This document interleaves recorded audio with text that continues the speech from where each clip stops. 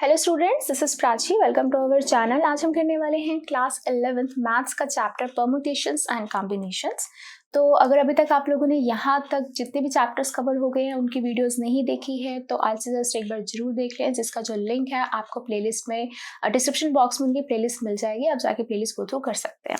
तो आज हम स्टार्ट करने वाले हैं अबाउट परमुटेशंस एंड कॉम्बिनेशंस।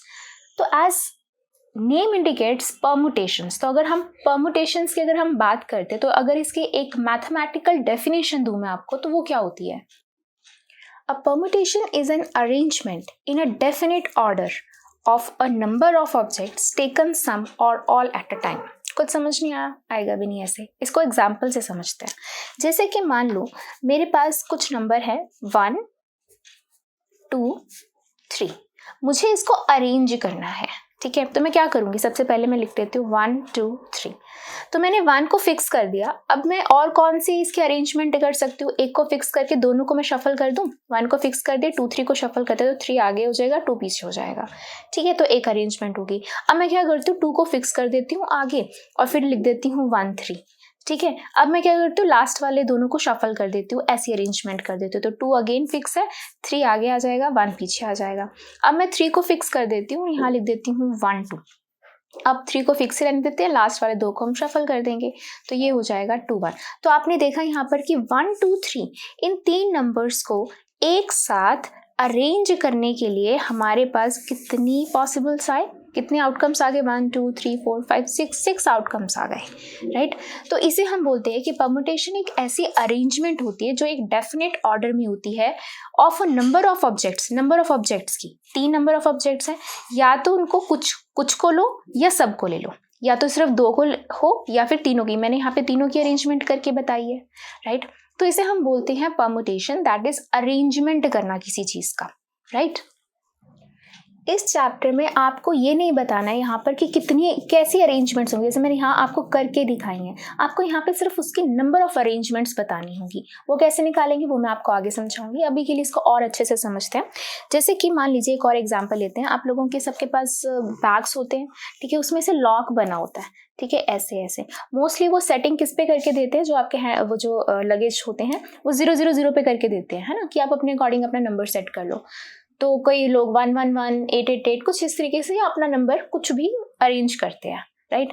अब देखो, अब मेरे पास यहाँ पर क्या कहाँ से लेकर कहाँ तक नंबर होते हैं? 0 to 9 नंबर्स होते हैं। अगर मुझे अपना नंबर इसमें सेट करना है तो मैं कितने सारे नंबर सेट कर सकती हूँ? यहाँ पे 1 2 3 2 5 6 7 8 9 अपने अकॉर्डिंग कुछ भी नंबर यहाँ पे मैं डाल सकती हूँ। तो कितने सारे कॉम्बिनेशंस होंगे? 0 से लेकर 9 तक कितने सारे कॉम्बिनेशंस आ जाएंगे। 0 0 0 1 1 1 2 2 2, या फिर शफल करके, या फिर एक ही नंबर को 2 बार 3 बार रिपीट करके। तो यहाँ पे हमें नंबर ऑफ अरेंजमेंट से मतलब होता है कितनी कौन सी अरेंजमेंट्स है उनसे मतलब नहीं है, ठीक है। कौन सी अरेंजमेंट्स है वो नहीं हमने कैलकुलेट करनी, हमने क्या कैलकुलेट करनी है? How many arrangements, how many ways या हाउ मैनी अरेंजमेंट्स। तो उसे हम बोलते हैं परमुटेशन। क्लियर है ये बात? ठीक है। अब कॉम्बिनेशन की बात करें तो कॉम्बिनेशन को अगर मैं एक मैथमेटिकल लैंग्वेज में ना जाकर सिर्फ एक सिंपल सा वर्ड उठाती हूँ, that is selection. That is selection, कि हमने किसी चीज को सिलेक्ट करा है। इसका क्या मतलब है, इसको भी हम एग्जाम्पल से समझते हैं। जैसे कि मान लो एक बॉय के पास 2 बैग्स हैं, 2 बैग्स, ठीक है। 1 ब्लैक बैग है स्कूल के लिए और एक ब्लू बैग है स्कूल के लिए, और उसके पास 3 वाटर बॉटल्स हैं, 3 वाटर बॉटल्स हैं। अब 3 वाटर बॉटल्स कौन सी है? एक मान लो वाइट है, ठीक है, एक मान लो पिंक है, एक मान लो ग्रीन है, ठीक है। तो अब वो स्कूल में सिर्फ एक बैग और उसमें एक ही वाटर बॉटल डाल के लेकर जा सकता है, तो वो हो गई आपके पास सिलेक्शन, ठीक है, वो हो गई आपके पास सिलेक्शन। अब जैसे कि एक बैग, मान लो उसने ब्लैक बैग एक दिन उठाया, उसमें वो वाइट भी बॉटल ले जा सकता था, पिंक भी ले जा सकता था, ग्रीन भी ले जा सकता था, ठीक है। तो ब्लैक बैग के साथ वाइट बॉटल, ब्लैक बैग के साथ पिंक बॉटल, ब्लैक बैग के साथ ग्रीन बॉटल भी ले जा सकता था, ठीक है। अब दूसरा बैग कौन सा है, ब्लू। तो ब्लू बैग जब वो चूज करेगा तब भी तो वो व्हाइट ले जा सकता है, पिंक ले जा सकता है, ग्रीन ले जा सकता है। तो इसको B1 मान देते हैं, इसको B2। तो B1 ब्लैक, B2 के लिए हम मान लेते हैं ब्लू। तो ब्लू के साथ व्हाइट ले जा सकता था, ब्लू के साथ पिंक, ब्लू के साथ ग्रीन। ठीक है। तो अब ये सब क्या है, ये सब क्या है, ये जो हमने एक उठाई है, सिलेक्शन जो करी है, दिस इज कॉल्ड कॉम्बिनेशन। तो अगर मुझे एक लाइन में आपको डिफरेंस बताना पड़े परम्यूटेशन एंड कॉम्बिनेशन का, तो आप कैसे डिफरेंस समझ सकते हैं। परम्यूटेशन क्या होती है, हाउ मेनी वेज या how many possibilities are there, possibilities of arrangement. ठीक है। तो जैसे यहाँ पे कितनी पॉसिबिलिटीज बनी अरेंजमेंट की, तो वो होगी परम्यूटेशन। याद कैसे रहेगा, P for permutation, P for possibilities. ठीक है। And combination is selection. तो जब हमने उसको कंबाइन करा, जो उठाया हमने, कि जैसे कि एक बैग के साथ एक ही वाटर बॉटल जा सकती है, दैट इज कॉल्ड कॉम्बिनेशन। तो अगर आपको एक और डिफरेंस देखना हो, it is a very basic difference between permutation and combination, that is order. Order का मतलब होता है कि किसी भी चीज का ऑर्डर परम्यूटेशन के लिए मैटर करता है बट कॉम्बिनेशन के लिए मैटर नहीं करता। जैसे कि अगर यही लॉक वाली बात है, तो ये जैसे लॉक वाली बात है। ठीक है।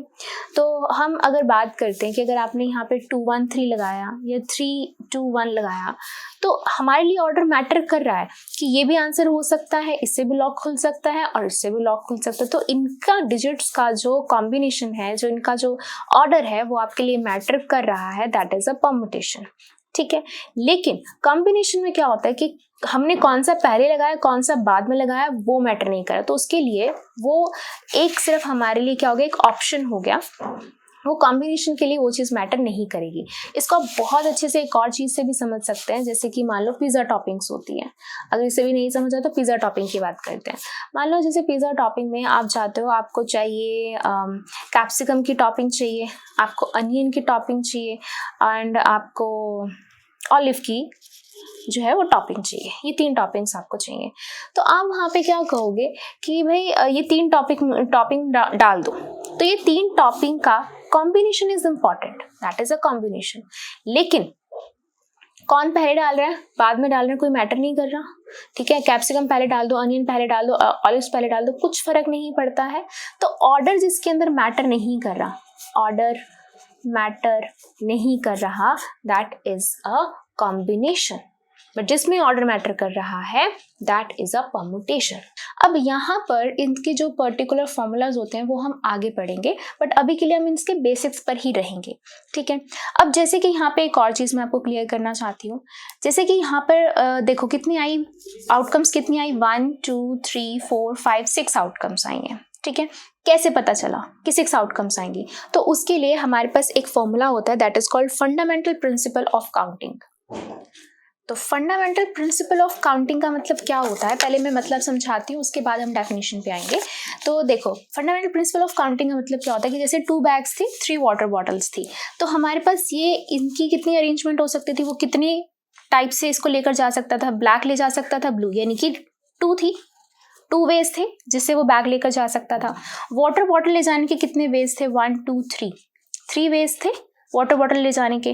तो फंडामेंटल प्रिंसिपल ऑफ काउंटिंग का मतलब क्या होता है कि एक वे में मान लो एक आउटकम में मान लो m वेज हैं, दूसरे आउटकम में मान लो n वेज हैं, और उन दोनों को अगर हम मल्टीप्लाई करते हैं तो ये आ जाते हैं टोटल नंबर ऑफ पॉसिबिलिटीज। तो ये हो जाएगा आपके पास कितना, 2 × 3 दैट इज 6। तो इसे हम बोलते हैं फंडामेंटल प्रिंसिपल ऑफ काउंटिंग। ठीक है। अब इसको मैं डिफाइन करती हूँ और क्लियर होगा। In an event can occur in m ways, अगर कोई एक इवेंट है वो m वेज में अकर हो सकता है। जैसे कि यही था कि 2 बैग्स को ले जाने के लिए 2 ही वेज थे। ठीक है, 2 वेज थे, और एक जो अनदर इवेंट है वो n वेज डिफरेंट वेज हैं, तो यानी कि हम 3 बॉटल्स को ही लेकर जा सकते हैं। Then total number of occurrences जो होगी इवेंट की, वो क्या होगी, m × n होगी। क्लियर है ये बात? ठीक है, ओके। तो ये था फंडामेंटल प्रिंसिपल ऑफ काउंटिंग। तो इसी चीज़ को हम यहाँ पर एग्जाम्पल से समझते हैं कि कैसे हम ले सकते हैं एग्जाम्पल्स में।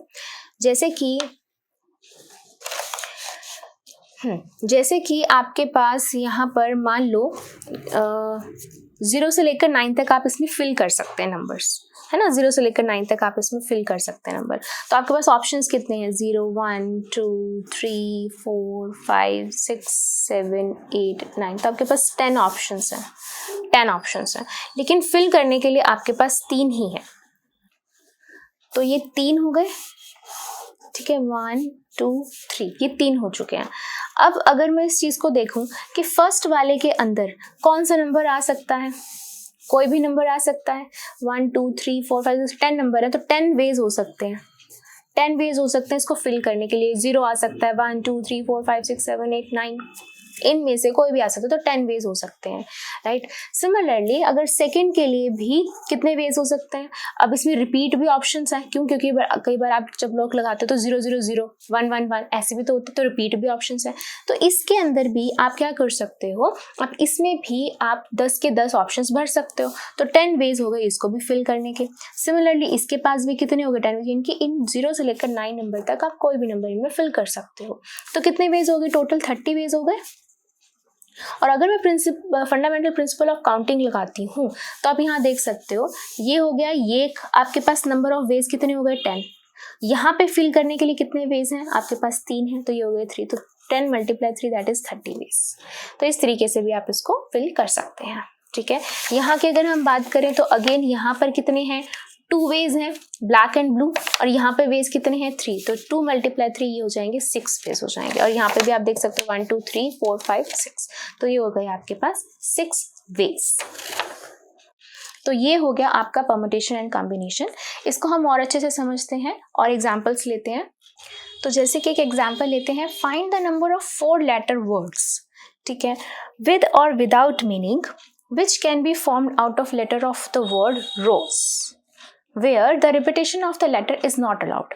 वो कह रहे हैं कि हमने एक रोज वर्ड उठाया है, ये रहा रोज, ठीक है, ये 4 वर्ड्स हैं, इन 4 वर्ड्स को ही यूज करके आपने कितने सारे आप ऐसे लेटर वर्ड्स, 4 लेटर वर्ड्स बना सकते हो। जरूरी नहीं है उनका मतलब बने या ना बने, ओ को पहले लिख दो, SER लिख दो, SORE लिख दो, EOSR लिख दो, ऐसे बहुत सारे आप वर्ड्स बना सकते हो। अगेन मैंने आपको बताया कि आपको वर्ड्स बनाकर नहीं दिखाने हैं, बस आपको बताने हैं कितने ऐसे पॉसिबल आउटकम्स हैं, कितने ऐसे नंबर्स बन सकते हैं।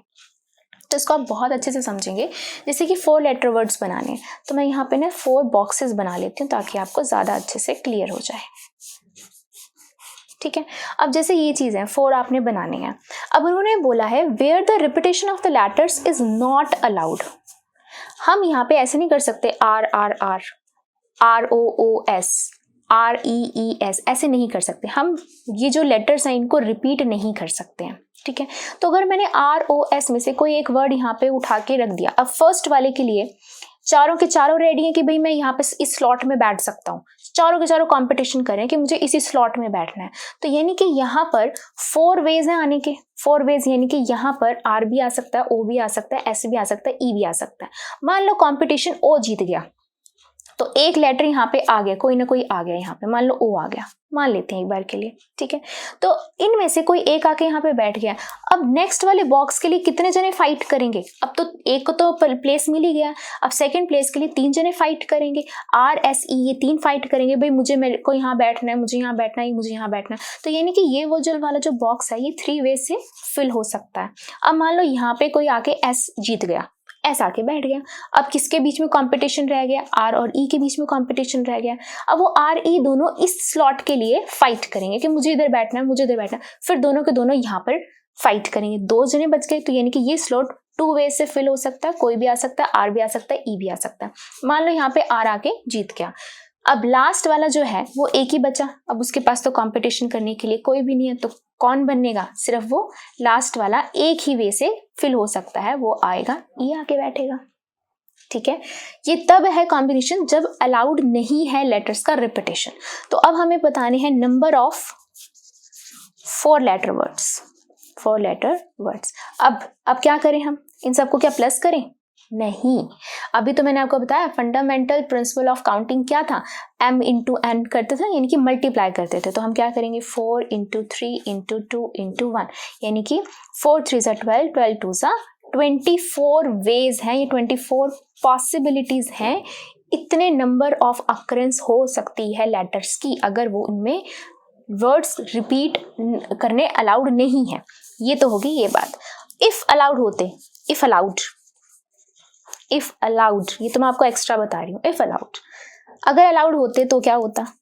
तो अब ये है, ये है, ये है और ये है, ठीक है। तो पहले के लिए तो चारों ही कंपटीशन कर रहे थे, तो 4 वेज थे, ठीक है। अब मान लो पहले में आकर ओ ही बैठ गया था, ठीक है, लेकिन उन्होंने बोला कि रिपीट कर सकते हैं, यानी कि ये वाला जो है अब भी इन पोजीशंस के लिए लड़ सकता है। बाकी 3 तो लड़ ही रहे थे, लेकिन ये वाला भी इसके लिए भी लड़ सकता है। ओके, तो अब भी कितने वेज बने? 4 वेज बने। अब मान लो ऐसा आके बैठ गया, बट अब ये एस वाला भी इसके दोनों के लिए लड़ सकता है। क्यों? क्योंकि रिपीटेशन अलाउड है। भाई मैंने तो अपना स्लॉट यहाँ पे फिल करके रख दिया है, लेकिन मैं फिर भी तुम लोगों के लिए यहाँ पर और भी लड़ सकता हूँ। तो अब फिर इस स्लॉट के लिए फिर से चारों लड़े। मान लो फिर से एस जीत गया, ठीक है, तो चारों लड़े तो 4 वेज हो सकते हैं। मान लो फिर से एस जीत गया, ओके। अब लास्ट वाला स्लॉट है, अभी भी ये अलाउड है एस। ऐसा नहीं है कि हाँ भाई तू 2 बार आ गया तो कोई बात नहीं, तू शांति से बैठ जा, दूसरों को जीतने देना। इतना इजी नहीं है एस के साथ लड़ना, ठीक है। वो क्या करेगा, कहेगा ना मुझे इसके लिए भी लड़ना है, ठीक है। तो फिर चारों के चारों फिर इस स्लॉट के लिए लड़ेंगे। तो अभी भी इसके लिए क्या है, 4 वेज है। अब मान लो बेचारा ई जीत गया, आर हार गया, ओके। तो अब जब रिपीटेशन अलाउड है तब कितने वेज हैं? 4 इंटू 4 इंटू 4 इंटू 4। तो ये टोटल वेज कितने हो जाएंगे? मल्टीप्लाई करना पड़ता है हमें, ठीक है। जब मल्टीप्लाई करेंगे तो ये आएगा आपके पास 250 वेज हो जाएंगे, 250 पॉसिबिलिटीज हो जाएंगी अगर रिपीटेशन अलाउड होगी तो। क्लियर होगी ये बात? ऐसे ही नेक्स्ट एग्जाम्पल समझते हैं। तो अब नेक्स्ट एग्जाम्पल क्या कह रहा है? Given 4 flags of different colours, 4 flags हैं डिफरेंट कलर्स के। How many different signals can be generated if a signals requires use of 2 flags one below the other. तो 4 फ्लैग्स हैं हमारे पास, एक पहला फ्लैग, दूसरा फ्लैग, तीसरा फ्लैग और चौथा फ्लैग। सभी के सभी डिफरेंट कलर्स के हैं। मान लो ये येलो कलर का है, ये रेड कलर का है, ये ग्रीन कलर का है और इसको हम कुछ ऑरेंज मान लो, ठीक है, ऑरेंज कलर का, ठीक है। अब ये 4 कंपटीशन में खड़े हुए हैं फ्लैग्स, लेकिन हमें एक ऐसा ही फ्लैग बनाना है जिसके पास सिर्फ जिसमें एक ऐसा सिग्नल बनाना है जिसमें सिर्फ 2 फ्लैग्स आते हों, एक ऊपर और एक नीचे, ऐसे ये बनाना है, ठीक है। अच्छा, तो ये हो गया फर्स्ट स्लॉट, ये हो गया सेकंड स्लॉट, ओके। अब हम कितने ऐसे फ्लैग्स बना सकते हैं, कितने ऐसे सिग्नल्स बना सकते हैं तो जिसमें 2 फ्लैग्स आते हो, ओके। अब यहाँ पे ना एक बहुत इंपॉर्टेंट बात ये है कि उन्होंने ये बोला है, उन्होंने क्या बोला कि रिपीटेशंस हो सकती हैं या नहीं हो सकती। अगर क्वेश्चन में आपके लिखा है कि if repetitions are allowed only then it is allowed, अगर रिपीटेशंस के बारे में कोई बात नहीं कही गई है तो वहां पे अंडरस्टूड है कि रिपीटेशंस आर नॉट अलाउड। ये ध्यान रखेंगे, अगर क्वेश्चन में मेंशन है कि रिपीटेशंस आर अलाउड तो आपने उसके अकॉर्डिंग करना है। अगर कुछ भी मेंशन नहीं है रिपीटेशंस के अकॉर्डिंग तो ये अंडरस्टूड होना चाहिए कि रिपीटेशंस अलाउड नहीं है, ठीक है, ओके। तो फर्स्ट पोजीशन के कैंडिडेट्स चारों हैं, चारों लड़ेंगे, तो इसको फिल करने के लिए कितने वेज हो गए? 4 वेज हो गए, ओके। अब रिपीटेशंस तो अलाउड नहीं है, तो यानी कि एक जना यहाँ पे आके बैठ गया, कोई जीत गया है, चारों में से कोई एक जीत गया। अब जीत के यहाँ बैठ गया, इस पे सेकंड स्लॉट के लड़ने के लिए कितने रह गए हैं? सिर्फ 3 जने रह गए हैं, तो यानी कि इसको 3 वे से भरा जा सकता है, ठीक है। तो अब हम क्या लिखेंगे?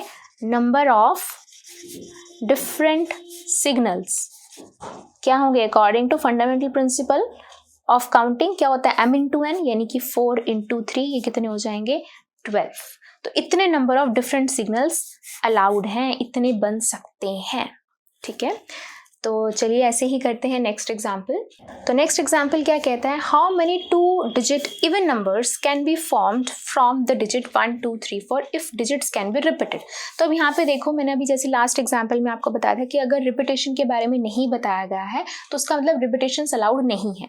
अगर कहीं बताया है रिपीटेशन हो सकती हैं तो वहाँ पर स्पेशली मैंशन होगा, ठीक है।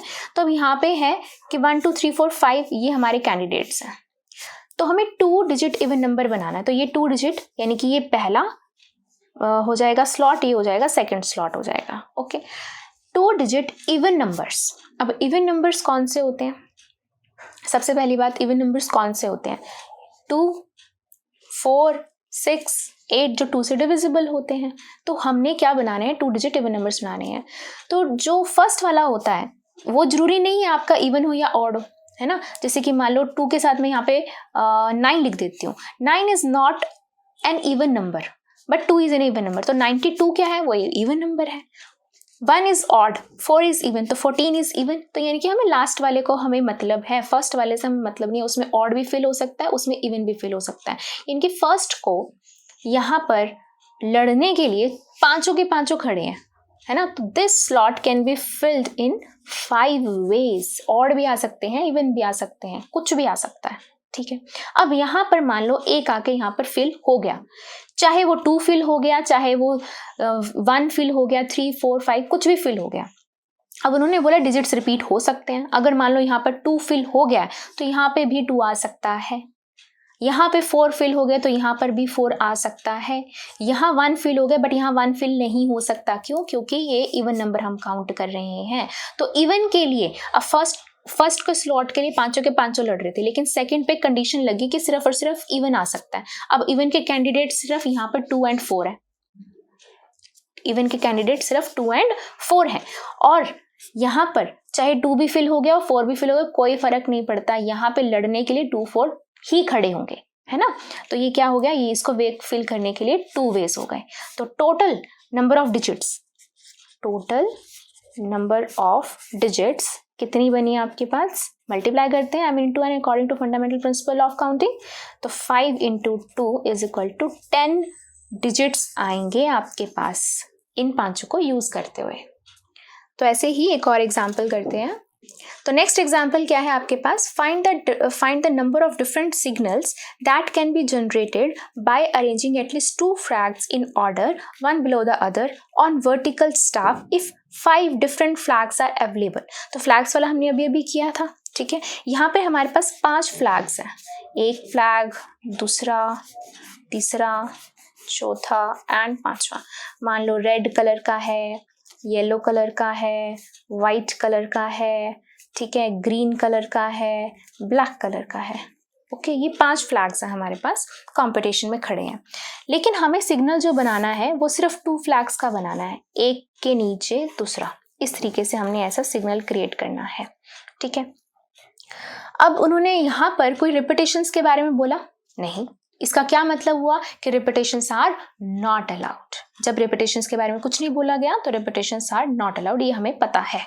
ओके, तो फर्स्ट स्लॉट के लिए लड़ने के लिए कितने कलर्स खड़े हैं, 5 कलर खड़े हैं। तो फर्स्ट स्लॉट में 5 कैंडिडेट्स हैं, तो ये 5 तरीकों से भरा जा सकता है। अब एक जना जीत गया, वो इस स्लॉट में आके बैठ गया। अब सेकंड पोजीशन के लिए लड़ने के लिए कितने लोग खड़े हैं, 4 खड़े हैं, क्योंकि एक तो यहाँ पे आके ऑलरेडी बैठ गया है। तो इसको हम कितने वे से फिल कर सकते हैं, 4 वे से फिल कर सकते हैं। बस अब हम क्या लिख देंगे, according to fundamental principle of counting, number of different signals कितने क्रिएट हो सकते हैं, 5 into 4 that is 20 number of signals. 20 ways हैं इस सिग्नल को बनाने के लिए। इसी क्वेश्चन को अगर मैं आगे कंटिन्यू करूं, मान लो अगर हमें सिग्नल बनाना है जिसमें 3 फ्लैग्स अलाउड होते हैं, 3 फ्लैग्स, तो कैसे करते, फटाफट बताइए। फर्स्ट फ्लैग पे फर्स्ट स्लॉट के लड़ने के लिए पांचों के पांचों रेडी थे, ठीक है। एक जीत गया, कितने बच गए, 4। अब 4 जने लड़ेंगे तो 4 जनों से फिल हो सकता है, ठीक है। अब उसमें से भी एक जीत गया, कितने बच गए, 3। अब ये 3 जनों से फिल हो सकता है। तो इसके लिए कितने टोटल वेज हो गए, 5 × 4 20, 20 × 3 that is 60 ways are possible. अगर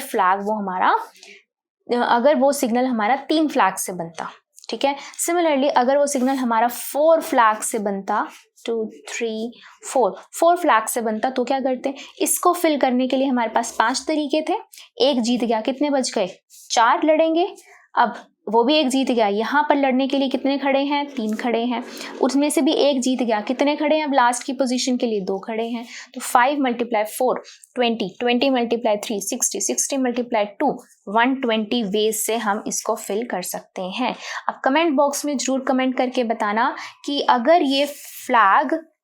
ये सिग्नल 5 फ्लैग से बना होता तो क्या आंसर आता? This is very interesting to know कि आपको क्या समझ में आया है, कितना समझ में आया। तो आपके आंसर से ही मुझे समझ में आ जाएगा कि आपको कितना समझ में आया है, ठीक है। तो आपने कमेंट बॉक्स में जरूर कमेंट करना है कि अगर ये सिग्नल 5 फ्लैग से बना होता तो कितने वेज होते इसको फिल करने के लिए, ठीक है। So thank you, that's all for this video. Next video में हम कवर करेंगे complete exercise of this so thank you, that's all for this video. Next video में हम कवर करेंगे इससे रिलेटेड एक्सरसाइज। Thank you.